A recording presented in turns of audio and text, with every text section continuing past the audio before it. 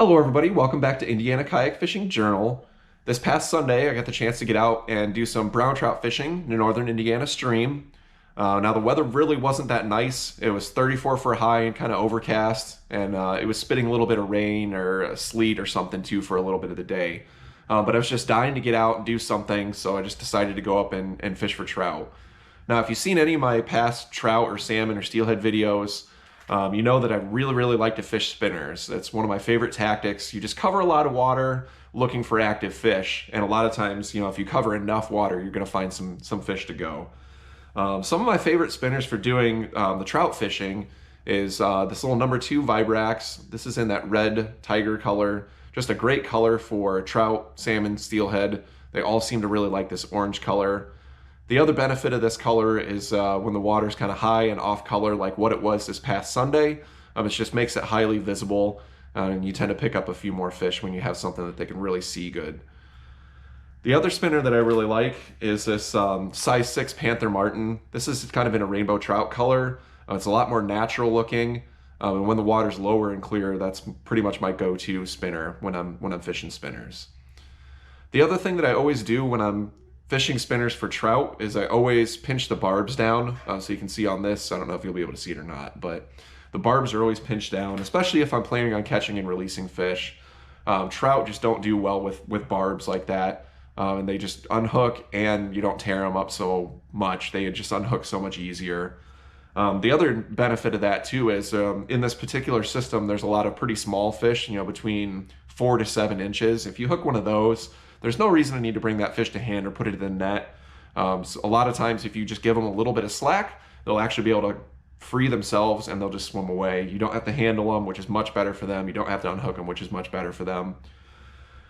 So that's kind of my basic go-to lures for trout fishing like that. And then, like I said, if you're going to catch and release trout, I always go barbless on them just to make it easier on the fish. So hope you guys learned something about spinners, and I hope you guys enjoy this footage. Jeez, got this fish before I really got started. Holy crap. Try our pliers to get him off. It's a nice holdover fish, holy cow. Obviously probably a stocked fish. He's got the missing top fin and some deformed fins. Other than that, still very cool fish, holy cow.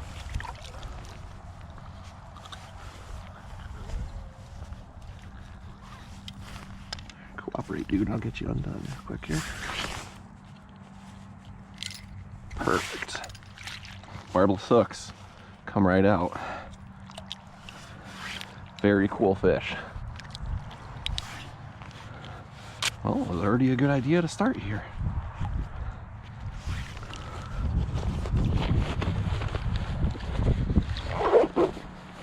That is an ugly stalker, but that is a cool fish. Still very cool. Survived adversity. I mean, that's a solid, probably 16-inch trout. He's ugly, but still a big fish. Gosh, healthy fish. He's doing good, other than he was beat up from the hatchery.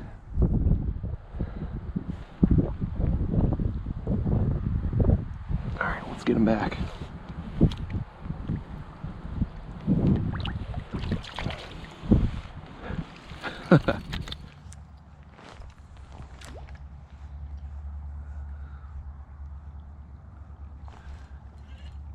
There he is. Nice fish. Piece of fish.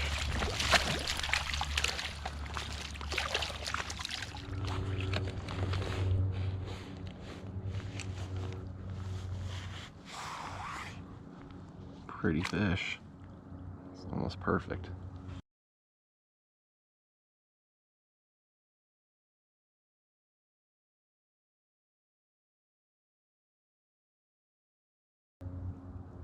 Nothing wrong with that guy. Alright, we'll put you back.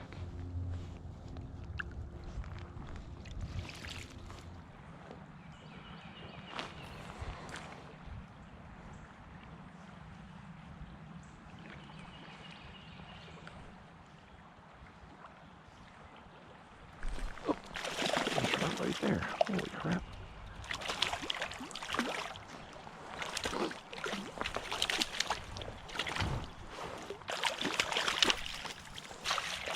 There's a trout right there. Again.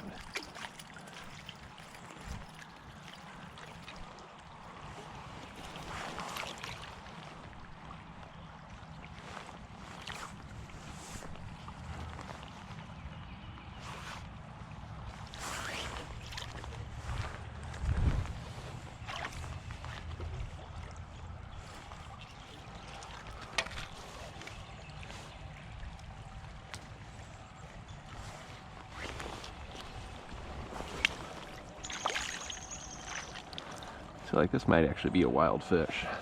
This thing's just freaking beautiful.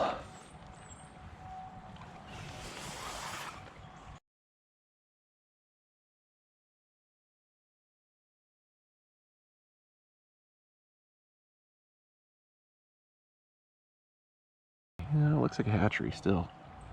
Nice fish though. Beautiful little trout. Alright, we'll get you back, bud.